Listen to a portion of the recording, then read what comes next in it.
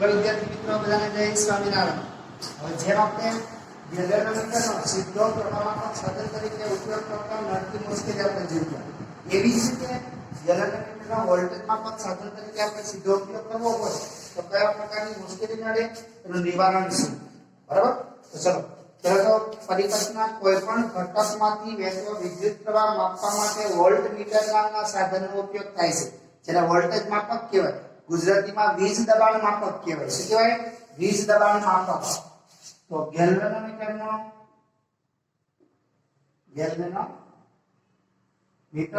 Voltage માપક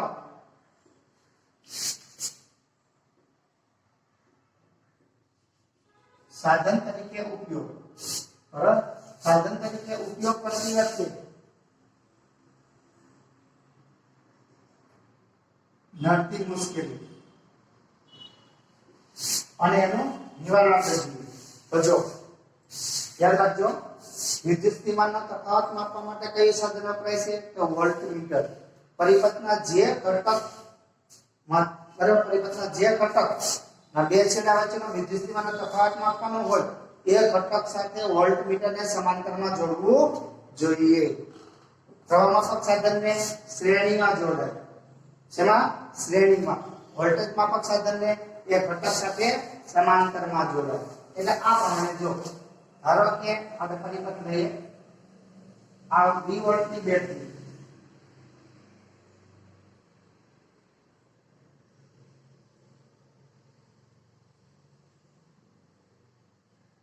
આમ તો એક જ રાખવાનું છે. પાવર આ બરાબર. ત્યારે પરિપથમાંથી વહેતો વિદ્યુત પ્રવાહ I છે. શું છે? I. એટલે આપણે કીધું પ્રમાણે I બરાબર V/R. હવે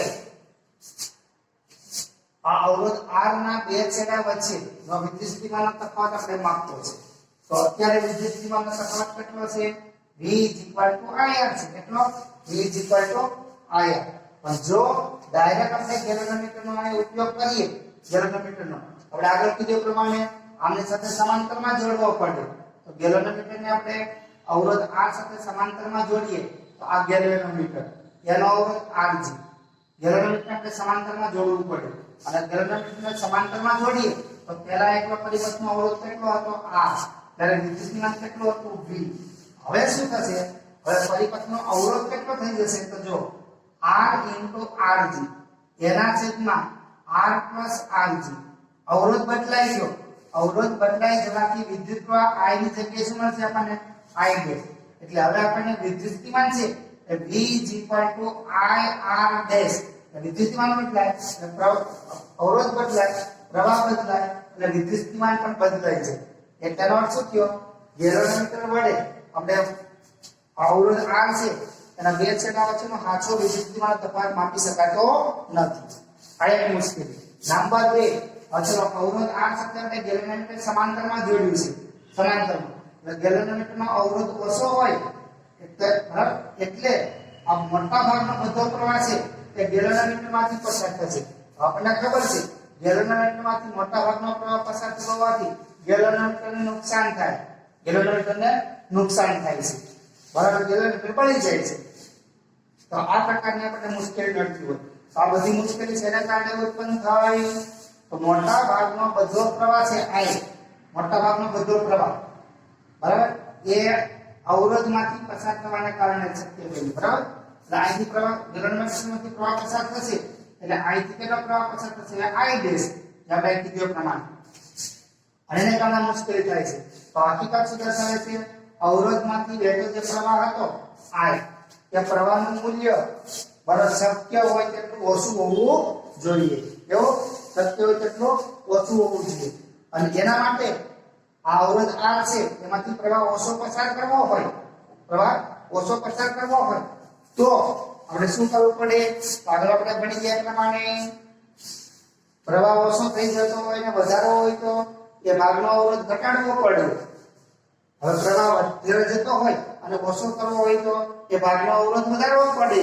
હવે અવરોધ વધારવા માટે શ્રેણી જોડાણ, અવરોધ ઘટાડવા માટે સમાંતર જોડાણ. તો હવે આપણે જે આ અવરોધ છે આ R, એ અવરોધ R સાથે યોગ્ય મૂલ્યનો મોટો અવરોધ એ અવરોધ સાથે શ્રેણીમાં જોડવો પડે. શું શ્રેણીમાં જોડવો પડે? તો ચલો જો આ આપણું ગેલ્વેનોમીટર, એનો અવરોધ Rg, એનો અવરોધ Rg, બરાબર. એટલે આપણે આ જે ભાગ છે એમાંથી મોટા ભાગનો પ્રવાહ પસાર થતો હતો એટલે આપણે R નો અવરોધ બદલાઈ ગયો. એ અવરોધ એમાંથી તો પ્રવાહ ના બદલાય એટલા માટે આ ગેલ્વેનોમીટર છે એમની સાથે યોગ્ય મૂલ્યનો ખૂબ જ મોટો અવરોધ શ્રેણીમાં જોડવામાં આવે છે, જેને શ્રેણી અવરોધ કહેવાય. એને આપણે R કહીએ. શું કહીએ? R. અહીંયા અલગ કરવા માટે આપણે બીજું નામ આપીએ તો ચાલે, R. અને વચ્ચે અવરોધ જોડી દે R. બરાબર. તો ગેલ્વેનોમીટર સાથે શ્રેણીમાં મોટો અવરોધ જોડવો પડે. ચલો ધ્યાન રાખજો. ધારો કે આટલા ભાગનું વિદ્યુત સ્થિતિમાન છે, આટલા ભાગનું વિદ્યુત સ્થિતિમાન એને આપણે V કહીએ. શું? V. બરાબર. આમાંથી વહેતો પ્રવાહ એ કેટલો હોય? ગેલ્વેનોમીટરની પ્રવાહ ક્ષમતા જેટલો.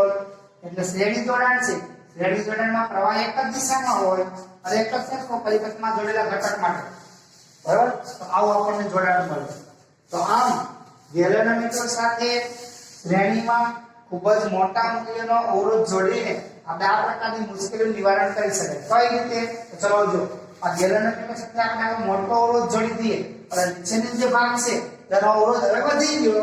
અવરોધ વધી જવાથી એ ભાગમાંથી ખૂબ જ અલ્પ, નીચેના ભાગમાંથી ખૂબ જ સૂક્ષ્મ પ્રવાહ પસાર થતો હોય. જે અવરોધ R માંથી જે વહેતો પ્રવાહ I હતો, અવરોધ R માંથી જે વહેતો પ્રવાહ I હતો, એ પ્રવાહના મૂલ્યમાં કોઈ ખાસ ફેરફાર થતો નથી. એટલે પ્રવાહનું મૂલ્ય લગભગ અવરોધ R માંથી પસાર થતો, બરાબર. તો પ્રવાહનું મૂલ્ય જે ગેલ્વેનોમીટરમાં પસાર થાય છે એ ઓછું થાય તો અવરોધ R માંથી વહેતો પ્રવાહ બદલાય નહીં. બરાબર. તો એના માટે આપણે શું કરવું પડે? ગેલ્વેનોમીટર સાથે ખૂબ જ મોટા મૂલ્યનો યોગ્ય અવરોધ શ્રેણીમાં જોડવો જોઈએ, જેને શ્રેણી અવરોધ કહેવાય. શું કહેવાય? શ્રેણી અવરોધ. ધારો કે શ્રેણી અવરોધ છે આપણે R ને દર્શાવીએ. તો ચલો જો આ ગેલ્વેનોમીટર જેની પ્રવાહ ક્ષમતા I છે, અવરોધ R છે, એની સાથે મોટા મૂલ્યનો અવરોધ આપણે શ્રેણીમાં જોડી દો એટલે આ R. બરાબર. તો આટલો જે ભાગ બન્યો એ શ્રેણી જોડાણ છે.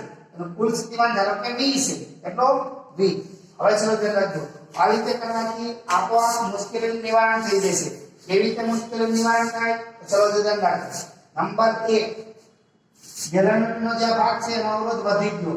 અવરોધ વધી જવાથી એ ભાગમાંથી વહેતો પ્રવાહ જે અહીંયા I જેટલો પ્રવાહ જંકશન પાસે આવે તો નીચેના ભાગનો અવરોધ ખૂબ જ મોટો હોવાથી ત્યાં આગળથી કોઈ પ્રવાહ ખાસ પસાર થશે નહીં. એટલે કે અવરોધ R માંથી વહેતો જે પ્રવાહ છે એ કઈ ખાસ બદલાશે નહીં. એટલે લગભગ આપણે I જેટલો અચળ ગણી શકાય. કેટલો? I જેટલો આપણે અચળ ગણી શકાય. એટલે અવરોધ R માંથી વહેતો પ્રવાહ બદલાતો નથી. એટલે વિદ્યુત સ્થિતિમાનનું મૂલ્ય છે V = IR એ પણ કઈ ખાસ બદલાશે નહીં. બરાબર. નંબર 2, જો અહીંયા મોટો અવરોધ જોડી દઈએ શ્રેણીમાં તો મોટા ભાગનો પ્રવાહ છે એ અવરોધ R માંથી પસાર થતો હોવાથી ગેલ્વેનોમીટરનું પૂર્ણસ્કેલ આવર્તન થતું નથી. બીજું, ગેલ્વેનોમીટરનું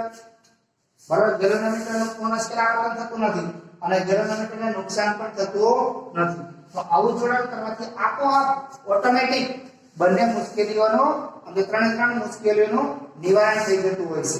તો હવે આપણે જેમ શન્ટનું સૂત્ર મેળવ્યું એવી રીતે શ્રેણી અવરોધનું સૂત્ર મેળવવું છે. આ સૂત્ર પરથી જુઓ. શ્રેણી અવરોધનું સૂત્ર આપણે જોઈએ તો આ AB આ બે બિંદુ કહીએ તો AB માટે કુલ સ્થિતિમાન કેટલું છે? V.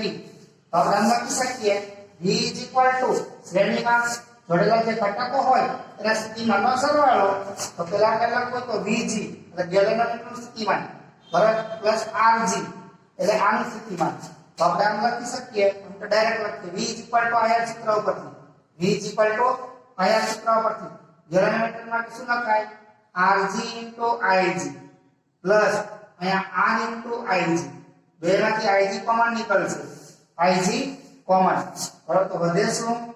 RG plus R. બરાબર. આ V = આના પછી આપણને મળશે V upon IG. V upon IG બરાબર RG plus R.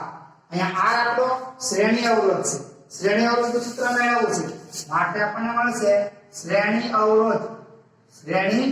અવરોધ R = r ને સૂત્રને કરતા બનાવો rg સામે બાદબાકીમાં તો v upon ig minus rg આ સૂત્રને ઘણી વખત આપણે આમ પણ લખાય r v upon ig minus g એટલે ગેલનોમીટરનો અવરોધ તો આ સૂત્ર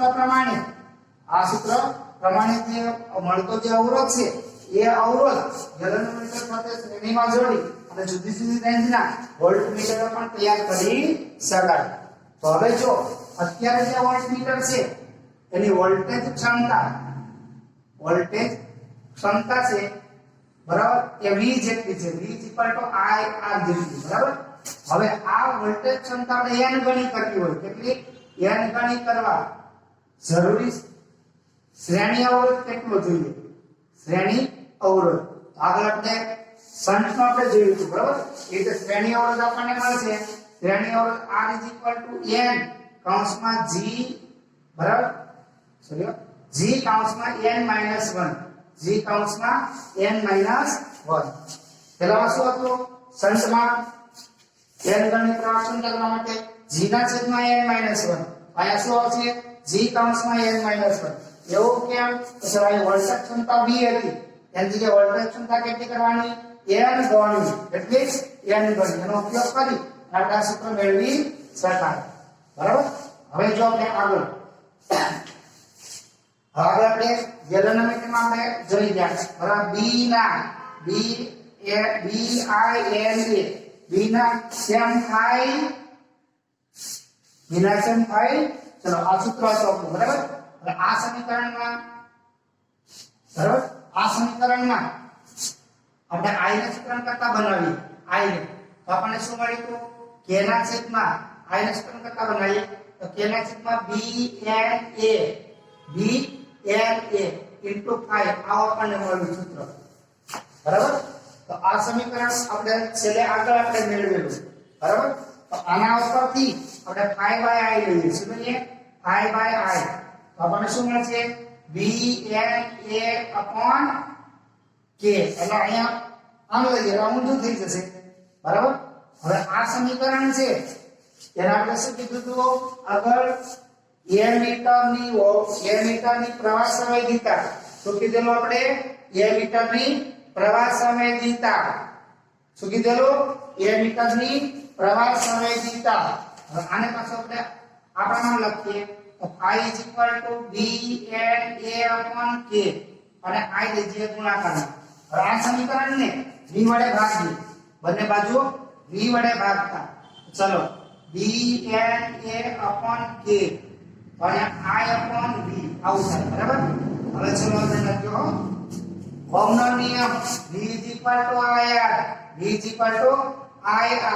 તો આના પરથી આપણે શું લખી શકીએ આના પરથી I upon v is equal to 1 upon r તો આ મળે b n a upon k અને અહીંયા છે 1 upon r તો જે આ સમીકરણ મળ્યું આપણને I/v એને વોલ્ટમીટરની વોલ્ટેજ સંવેદિતા કહેવાય શું વોલ્ટમીટરની વોલ્ટેજ સંવેદિતા શું વોલ્ટમીટરની વોલ્ટેજ સંવેદિતા કહેવાય બરાબર ચલો વોલ્ટેજ સંવેદિતા એકમ વોલ્ટેજ દીઠ કોણાવર્તન બરાબર એકમ વોલ્ટેજ દીઠ મળતા કોણાવર્તનને એકમ વોલ્ટેજ દીઠ મળતા કોણાવર્તનને વોલ્ટમીટરની વોલ્ટેજ સંવેદિતા કહે છે બરાબર આપણે પ્રવેશ સંવેદિતાનું સૂત્ર આપણે આવું લખ્યું જો I/I b n a upon k બરાબર તો આપણે આ પ્રવાહ સંવેદિતા હતી પ્રવાહ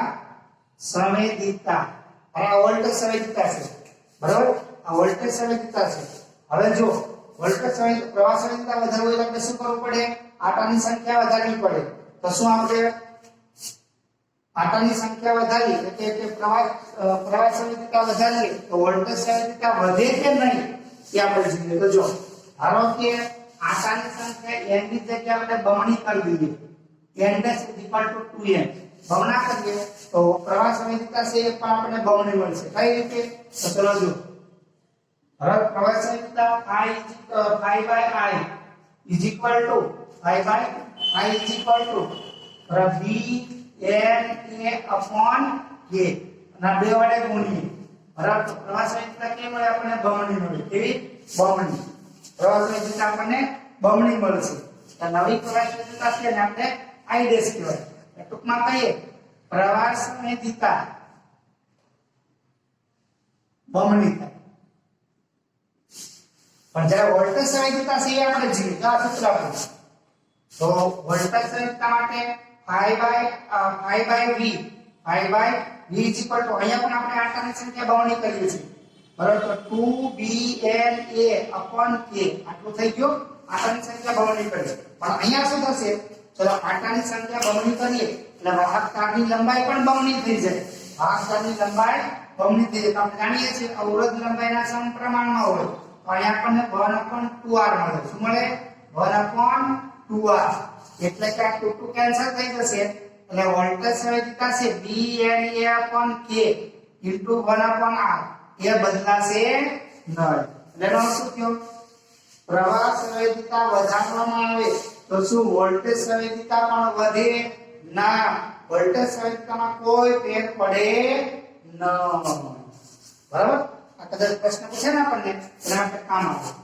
બરાબર ચલો આપણે આગળ દાખલો ગણીએ છેલ્લે આપણે દાખલા નંબર 9 આપણે જોઈએ 10મો દાખલો આપણે થિયરી ચાલી એના પરથી છે આપણે થિયરી તૈયાર કરી નાખો આવતા પેજમાં કરી લઈશું બરાબર હવે દાખલા નંબર 11 જુઓ એક ઓરડામાં એટલે કે સ્વાધ્યાયમાં દાખલા નંબર 11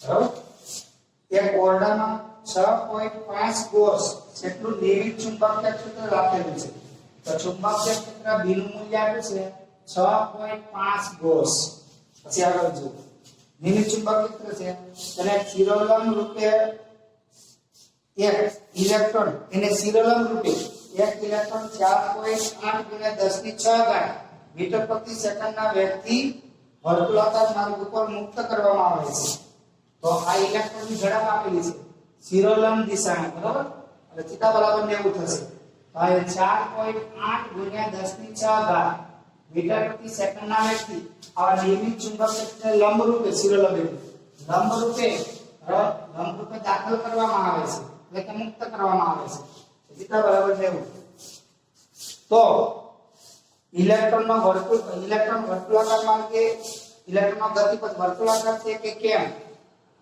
બરાબર અને વર્તુળાકાર માર્ગની ત્રિજ્યા શોધો જો વર્તુળાકાર પથ હોય તો પહેલા આપણે નક્કી કરવાનું આ ગતિપથ વર્તુળાકાર હશે કે નહીં ઇલેક્ટ્રોન જો વર્તુળાકાર પથ હોય તો આપણે ઇલેક્ટ્રોનની આ વર્તુળ પથની ત્રિજ્યા શોધવાની એના માટે આપણને ઇલેક્ટ્રોન વિદ્યુતભાર આપ્યો છે 1.6 × 10⁻19 કુલમ્બ બીજો આપણને ઇલેક્ટ્રોનનું દળ આપેલું છે Me = 9.1 × 10⁻31 કિલોગ્રામ ઓકે ચલો તો જો આપણે ગણતરી કરીએ હો જોઈએ જો હવે આપણે પહેલા એકમો જોઈએ તો 6.5 એક ગોસ એટલે 10⁻4 ટેસ્લા કહેવાય ઓકે બીજા એકમમાં સરખા છે તો પહેલું ઇલેક્ટ્રોન ને આપણે ઇલેક્ટ્રોન ચુંબકીય ક્ષેત્રમાં ગતિ કરે ત્યારે તેના પર લાગતું ચુંબકીય બળ તે પણ આપણે આગળ ભણી ગયા છે તો ઇલેક્ટ્રોન પર લાગતું ચુંબકીય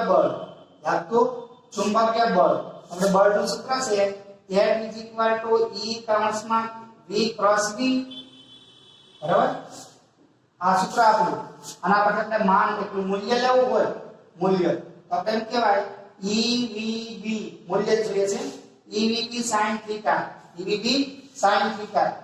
બરાબર π/2 છે તો sin π/2 બરાબર ચુંબકીય બળ મળશે આપણે EVB જેટલું એટલે આનો અર્થ શું થયો ઇલેક્ટ્રોન જ્યારે ચુંબકીય ક્ષેત્રમાં લંબરૂપે દાખલ થાય ત્યારે એના વેગનું મૂલ્ય બદલાતું નથી વેગનું મૂલ્ય તેના પર લાગતું જે બળ છે તે બળ કેન્દ્ર તરફ હોય વેગનું મૂલ્ય બદલાશે નહીં પરંતુ સતત વેગની દિશા બદલાતી જશે એટલે કે આ વર્તુળાકાર માર્ગે ગતિ કરતો હશે ઇલેક્ટ્રોન હવે આ વર્તુળ માર્ગની ત્રિજ્યા આ ઇલેક્ટ્રોનનો ગતિપથ આ વર્તુળ માર્ગની ત્રિજ્યાનું કેન્દ્ર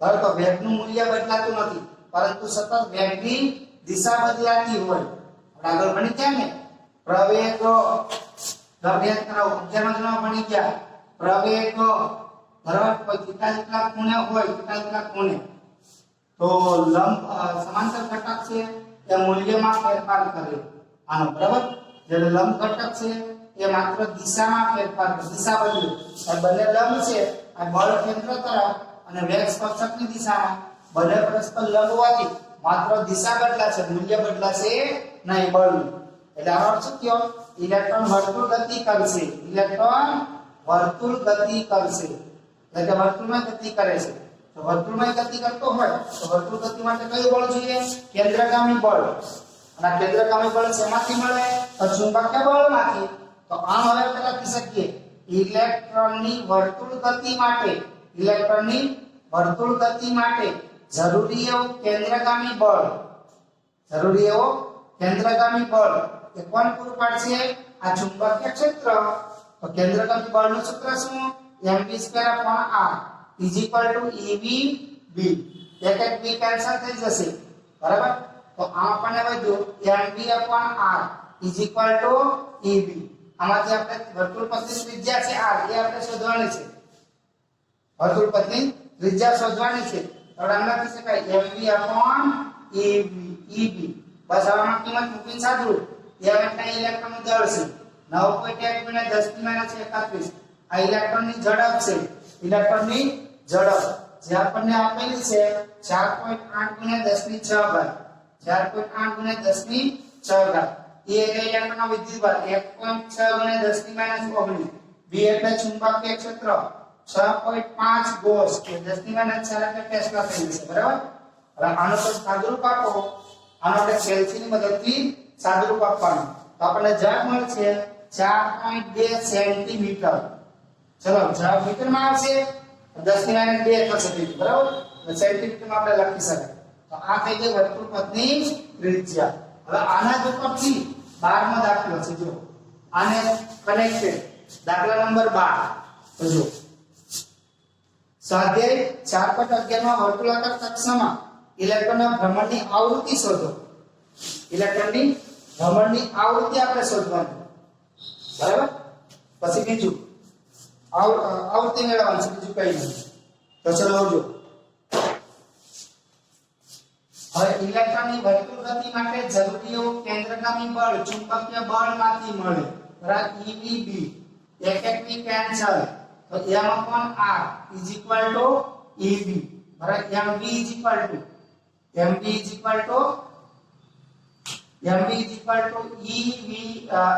બરાબર આના પછી જો m r ને સમય ગુણાકારમાં લઈ જાઓ તો EBR ચલો v = r omega v = r omega માટે આપણે લખીએ જો બે બાજુથી r કેન્સલ m વધ્યા ઓમેગા વધ્યું ઓમેગા એટલે 2πf જ્યાં f એ ઇલેક્ટ્રોનના ભ્રમણની આવૃત્તિ એટલે શું f સેકન્ડમાં થતા પરિભ્રમણની સંખ્યા f સેકન્ડમાં થતા પરિભ્રમણની સંખ્યા તો આમાં આપણે f ને સૂત્રનો ટકા બનાવો તો eb ના છેદમાં 2πm બસ કિંમત મૂકી છાડો ચલો ઇલેક્ટ્રોનનો વિદ્યુતભાર 1.6 × 10⁻19 b એટલે ચુંબકીય ક્ષેત્ર 6.5 × 10⁻4 તો પાઈ એટલે 3.14 એટલે ઇલેક્ટ્રોનનું દળ 9.10⁻31 ચલો આનો સાદુરૂપ આપશો બરાબર આનો તમે સાદુરૂપ આપશો એટલે તમને 18.18 એટલા 18.18 ગુણ્યા 10 ની ગુણ્યા 18.18 ગુણ્યા 10 ની જો આ 19 ને 4 કેટલી થશે 19 ને 4 23 31 ઉપર જશે 31 ઘાત ઉપર જાય એટલે પ્લસ થાય 10 ની 6 ઘાત વધે આટલા હર્ટ્ઝ અને આપણે આ પણ કહેવાય 18.18 મેગાહર્ટ્ઝ તો આ થઈ ગઈ ઇલેક્ટ્રોનની આવૃત્તિ નહીં કે ઇલેક્ટ્રોનની જાગૃતિ તો ઇલેક્ટ્રોનની આવૃત્તિ બરાબર આપણે અહીંયા સુધી રાખીએ છે બરાબર અહીંથી આપણે આગળ પછીના ક્લિપમાં આપણે જોઈશું બરાબર ચલો જય સ્વામિનારાયણ